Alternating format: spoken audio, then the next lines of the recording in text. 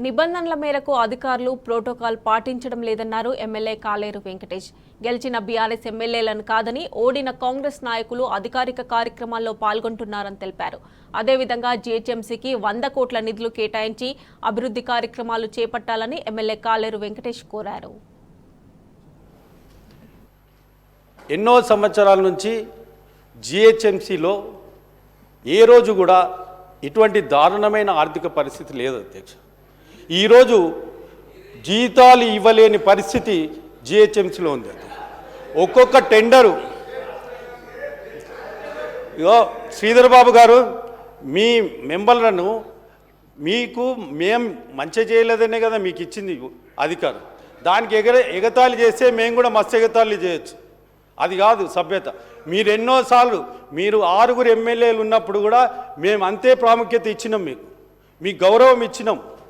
కానీ ఈ విధంగా రన్నింగ్ కామెంట్ చేసి మాట్లాడే వాళ్ళను అడ్డుకునే పరిస్థితి ఉండొద్దు కూడా. అది మీ విచక్షణకే వదిలేస్తుంది. జీహెచ్ఎంసీలో 1200 కోట్ల రూపాయలు బకాయిలు ఉన్నాయి అధ్యక్ష.